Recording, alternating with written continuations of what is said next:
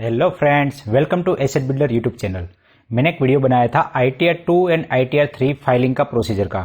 अब इसके अंदर काफ़ी लोगों का क्वेश्चन आया कि अगर आपको F&O या फिर इंट्राडे ट्रेडिंग में लॉस होता है तो उसको कैरी फॉरवर्ड कैसे करना है। और अगर मान लीजिए कि किसी ने लास्ट ईयर लॉस दिखाया था, वो कैरी फॉरवर्ड हो गया है, तो इस साल वो लॉस को एडजस्ट कैसे करना है। तो ये दोनों चीज हम इस वीडियो में देखेंगे। लेकिन आगे बढ़ने से पहले हम कैरी फॉरवर्ड के और सेट ऑफ के कुछ रूल्स देख लेते हैं ताकि आपको समझने में आसानी हो। उसके बाद मैं आपको क्लियर टेक्स्ट की वेबसाइट पे दिखाऊंगा कि कैरी फॉरवर्ड लॉस को कैसे आप एडजस्ट कर सकते हैं, या फिर आपको इस साल लॉस हुआ है तो उसको आप कैसे कैरी फॉरवर्ड कर सकते हैं। तो सबसे पहले समझ लीजिए कि सेट ऑफ और कैरी फॉरवर्ड क्या होता है। सेट ऑफ का मतलब है कि इस साल के अंदर ही आपने डिफरेंट इनकम सोर्स से इनकम कमाया है, तो उनके बीच में जो एडजस्टमेंट करते हैं उसको बोलते हैं सेट ऑफ। फॉर एग्जांपल, आपका सैलरी से इनकम हुआ, बिजनेस से इनकम हुआ और कैपिटल गेन से इनकम हुआ, तो इस सबके बीच में जो प्रॉफिट एंड लॉस का सेटलमेंट होता है उसको बोलते हैं सेट ऑफ। और कैरी फॉरवर्ड का मतलब है कि आपका जो फाइनल लॉस है वो लॉस को आप नेक्स्ट ईयर के प्रॉफिट के साथ एडजस्ट करेंगे। तो सबसे पहला है इंट्रा हेड सेट ऑफ। तो यहाँ पे सबसे पहले मैं आपको हेड का मतलब समझा देता हूँ।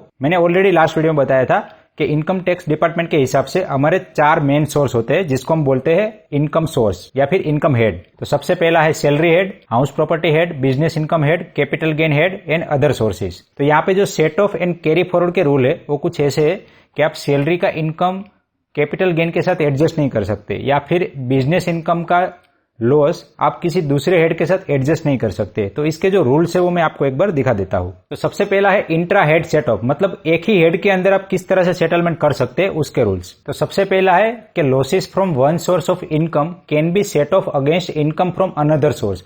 मतलब दो सोर्स की इनकम को आप एडजस्ट कर सकते हैं अगर वो एक ही हेड के बीच में आती है। फॉर एग्जांपल, आपके अगर 2 अलग अलग बिजनेस है तो दोनों का जो प्रॉफिट एंड लॉस है वो आप एक दूसरे के साथ सेट ऑफ कर सकते हैं, और फाइनली जो प्रॉफिट निकल के आएगा उसको आप इनकम में दिखा सकते हैं क्योंकि वो एक ही हेड के अंदर आते हैं। अब यहाँ पे भी कुछ रूल्स है जिसके अंदर एक्सेप्शन है। जैसे स्पेक्यूलेटिव बिजनेस होगा तो वो बिजनेस आप किसी और बिजनेस के साथ एडजस्ट नहीं कर सकते, उसको सिर्फ आप स्पेक्यूलेटिव बिजनेस के साथ ही एडजस्ट कर सकते हैं। तो हमारा जो F&O एंड इंट्राडे ट्रेडिंग है उसका जो प्रॉफिट एंड लॉस है वो स्पेक्यूलेटिव बिजनेस के अंडर आता है। तो यहाँ पे आपका ट्रेडिंग का जो भी प्रॉफिट एंड लॉस है वो आप इंट्राडे प्रॉफिट या फिर F&O प्रॉफिट के सामने ही एडजस्ट कर सकते हैं। दूसरा है long term capital gain loss only be adjusted toward long term capital gain, मतलब लॉन्ग टर्म के सामने आप लॉन्ग टर्म का ही प्रॉफिट एंड लॉस एडजस्ट कर सकते हैं। अगर आपको शॉर्ट टर्म कैपिटल गेन हुआ है या फिर लॉस हुआ है तो उसका एडजस्टमेंट आप लॉन्ग टर्म और शॉर्ट टर्म दोनों के साथ कर सकते हैं। तीसरा है स्पेसिफाइड बिजनेस। तो स्पेसिफाइड बिजनेस में अगर आपको कुछ लॉस होता है तो ये वाला लॉस आप किसी भी बिजनेस हेड के प्रॉफिट के साथ एडजस्ट कर सकते हैं। फॉर एग्जाम्पल, आपका कोई बिजनेस है और वो बिजनेस के अंदर आपको लॉस हुआ, तो ये लॉस को आप, अगर आपको इंट्राडे में कोई प्रॉफिट हुआ है तो इंट्राडे प्रॉफिट के साथ एडजस्ट कर सकते हैं, लेकिन इंट्राडे के प्रॉफिट को आप अपने बिजनेस के लॉस के साथ कंपेंसेट नहीं कर सकते।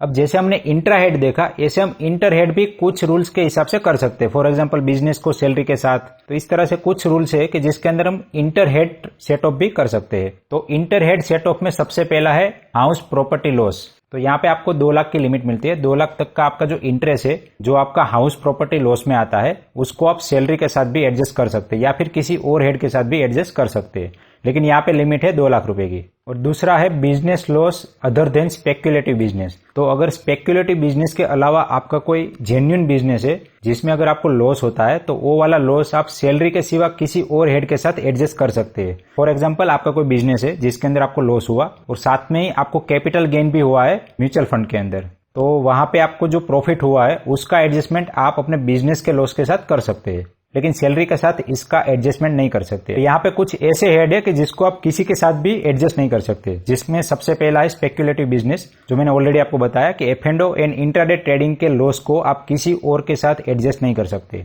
दूसरा है स्पेसिफाइड बिजनेस लॉस। तो स्पेसिफाइड बिजनेस है उसका लॉस आप किसी और हेड के साथ एडजस्ट नहीं कर सकते। थर्ड है कैपिटल लॉसेस। तो अगर आपको कोई लॉन्ग टर्म कैपिटल लॉस या फिर शॉर्ट टर्म कैपिटल लॉस हुआ है तो वो आप सिर्फ LTCG या फिर STCG के साथ ही एडजस्टमेंट कर सकते हैं, इसके अलावा किसी और हेड में आप इसको एडजस्ट नहीं कर सकते। एंड लास्ट है, अगर आप रिसोर्सेज करवाते हैं या फिर उसका अरेंजमेंट भी करवाते हैं तो उसमें जो लॉसेस होता है तो वो लॉसेस को आप किसी और के साथ एडजस्ट नहीं कर सकते। तो अब तक हमने देखा कि सेट ऑफ कैसे करना है, अब हम देखते हैं कैरी फॉरवर्ड कैसे करना है। जैसे कुछ लॉसेस ऐसे होते हैं कि जिसको हम दूसरे के साथ सेट ऑफ नहीं कर सकते, तो वो लॉसेस को हमें कैरी फॉरवर्ड करना पड़ता है। अगर सेम टाइप के बिजनेस में अगर हमें प्रॉफिट होता है तो हम उसका एडजस्टमेंट लास्ट साल के लॉस के साथ भी कर सकते हैं। उसके कुछ रूल्स है वो देखते हैं। सबसे पहला है लॉसेस फ्रॉम हाउस प्रॉपर्टी। तो ये वाला लॉस आप 8 साल तक कैरी फॉरवर्ड कर सकते हैं और इसको सिर्फ आप हाउस प्रॉपर्टी के सामने ही एडजस्ट कर सकते हैं। यहाँ पे कुछ रूल्स ऐसे है कि आपका जो फाइलिंग का रिक्वायरमेंट है, मतलब कि जो गवर्नमेंट ने डेडलाइन डिसाइड की है उसके पहले फाइलिंग कर देना है या फिर उसके बाद भी आप फाइलिंग करेंगे तो चलेगा।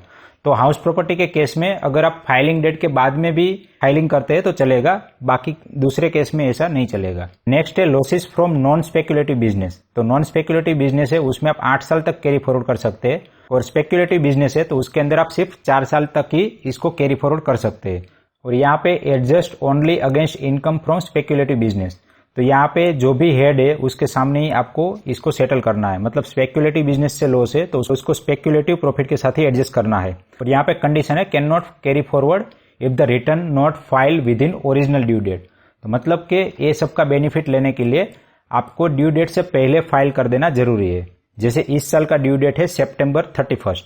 नेक्स्ट है स्पेसिफाइड बिजनेस लॉस, जो सेक्शन 35 एडी के अंडर आते हैं। यहाँ पे कैरी फॉरवर्ड की कोई लिमिट नहीं है, मतलब आप कितने भी साल तक इसका लॉस कैरी फॉरवर्ड कर सकते हैं। लेकिन यहाँ पे एडजस्टमेंट जो है वो आप स्पेसिफाइड बिजनेस के साथ ही कर सकते हैं और यहाँ पर भी आपको ड्यू डेट के पहले फाइलिंग करना जरूरी है।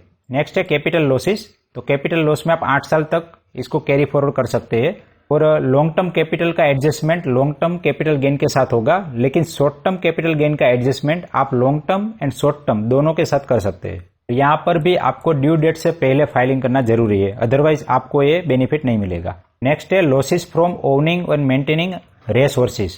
तो रिसोर्सेज के केस में स्पेक्युलेटिव इनकम हो जाता है, तो यहाँ पे आपको 4 साल तक का ही कैरी फॉरवर्ड का बेनिफिट मिलता है और ये आप सिर्फ रिसोर्सेज के साथ ही इसका प्रॉफिट एंड लॉस एडजस्ट कर सकते हैं और यहाँ पर भी आपको ड्यू डेट से पहले फाइलिंग करना जरूरी है। ये हमने कुछ बेसिक रूल्स देख लिए, तो अब हम जाते हैं सीधा क्लियर टैक्स की वेबसाइट पे और वहां पे देखते हैं कि आप अपना लॉसेस है उसको कैरी फॉरवर्ड कैसे कर सकते हैं और जो कैरी फॉरवर्ड किया हुआ लॉस है उसको आप नेक्स्ट ईयर एडजस्ट कैसे कर सकते हैं। तो हम प्रैक्टिकली देखते हैं।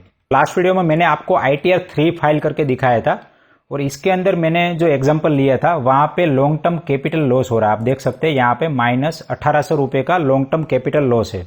तो ये लॉस को मुझे कैरी फॉरवर्ड करना है। तो यहाँ पे क्लियर टैक्स के अंदर ये वाला लॉस आपका ऑटोमेटिकली कैरी फॉरवर्ड हो जाता है और ये चीज आपको देखना है और कंफर्म करना है। तो आप चले जाइए टैक्स फाइलिंग में। टैक्स फाइलिंग में आप लास्ट में जाएंगे तो आपको ये वाला फाइल दिखेगा, डाउनलोड डिटेल रिपोर्ट। तो डिटेल रिपोर्ट में आपको दिखा देता हूँ। तो ये वाली फाइल में आप जाएंगे तो आपको लगभग दूसरे या तीसरे पेज के ऊपर कैरी फॉरवर्ड लॉसेस दिखेगा।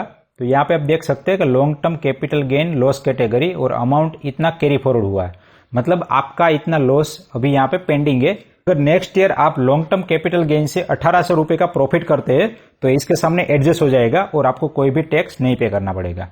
सिमिलरली अगर आप हाउस प्रॉपर्टी में भी लॉस को कैरी फॉरवर्ड करते हैं, फॉर एग्जाम्पल काफी लोगों के 2-2 हाउस होते हैं और वो हाउस में अगर आप इंटरेस्ट पे कर रहे हैं, दोनों के ऊपर होम लोन चल रहा है और उसके ऊपर इंटरेस्ट पे कर रहे हैं, तो आपको हाउस प्रॉपर्टी से कैपिटल लॉस होगा, आपको हाउस प्रॉपर्टी से लॉस दिखाना पड़ेगा। वो लॉस आप यहाँ पे कैरी फॉरवर्ड कर सकते हैं और जब भी आप फ्यूचर में कभी भी वो हाउस से रेंट कमा के आपका पॉजिटिव कैश फ्लो बनेगा तब आप वो लॉस के साथ एडजस्ट कर सकते हैं। लेकिन याद रखिए कि ये वाला कैरी फॉरवर्ड आप सिर्फ 8 साल तक ही कर सकते हैं। अब ये तो होगी कैरी फॉरवर्ड की बात। अब हम बात करते हैं कि अगर लास्ट ईयर किसी ने लॉस किया है तो ये साल वो लॉस को कैसे एडजस्ट करना है या फिर कैसे दिखाना है। तो सबसे पहले आप माई अकाउंट में चले जाइए और माई टैक्स रिटर्न पे क्लिक कर दीजिए। ठीक है, अब मैंने ऑलरेडी यहाँ पे जो रिटर्न है वो फाइल करके रखा हुआ है। यहाँ पे कंटिन्यू फाइलिंग पे क्लिक कर लीजिए। अब यहाँ पे मैं कंटिन्यू हियर कर लेता हूँ। मैंने ऑलरेडी ये सब डिटेल डाला हुआ है। आपको माई अकाउंट में जाना है। माई अकाउंट में आपको जाना है एडवांस ऑप्शंस पे। तो एडवांस ऑप्शंस में आपको यहाँ पे एडवांस ऑप्शंस दिखेगा, यहाँ पे क्लिक कर लीजिए और एडवांस ऑप्शंस के अंदर आप नीचे जाएंगे तो आपको यहाँ पे लॉस समरी दिखेगा। तो लॉस समरी पे क्लिक कर लीजिए। अब लॉस समरी में आपको ये दिखेगा एड प्रीवियस ईयर लॉस। तो यहाँ पे आप क्लिक कर लीजिए। यहाँ पर आपने जो लास्ट ईयर जो भी लॉस किया है उसको आप यहाँ पे कैरी फॉरवर्ड करके लेके आना है। तो फॉर एग्जाम्पल मैंने मान लीजिए कि लॉन्ग टर्म कैपिटल गेन में लॉस किया है 50,000 रुपये का, तो यहाँ पे आप 50,000 रुपये एंटर कर दीजिए। ठीक है। सिमिलरली अगर आपको बिजनेस प्रोफेशन से कोई लॉस हुआ है, मान लीजिए कि 1 लाख रुपए का लॉस हुआ था, तो वो वाला लॉस आप यहाँ पे कैरी फॉरवर्ड करके ले सकते हैं। तो मैं यहाँ पे एग्जाम्पल के लिए ऐड कर देता हूँ, ऐड प्रीवियस ईयर लॉस। ठीक है, तो ये एक हो गया। सिमिलरली मुझे हाउस प्रॉपर्टी से भी लॉस हुआ है 50,000 रुपये का, तो वो भी मेरा हो गया। और स्पेक्यूलेशन से भी लॉस हुआ है, जैसे कि फ्यूचर एंड ऑप्शन में ट्रेडिंग करते हुए मुझे लॉस हुआ, तो वो भी मैं यहाँ पे कैरी फॉरवर्ड कर सकता हूँ। जैसे 30,000 रुपये में फॉर एग्जांपल डाल लेता हूँ। तो इस तरह से जो भी सारे आपके लॉसेस है उसको आप ऐड कर लीजिए, वो ऑटोमेटिकली एडजस्ट हो जाएंगे आपके प्रॉफिट के साथ। जितने भी लॉसेस है आप यहाँ पे एंटर कर लीजिए, उसके बाद नीचे सेव पे क्लिक कर लीजिए। यहाँ पे लिखा हुआ आ रहा है प्लीज स्पेसिफाई नेगेटिव वैल्यू, तो लॉस है तो यहाँ पे मुझे नेगेटिव वैल्यू लिखनी है, तो यहाँ पे मैं माइनस कर लेता हूँ।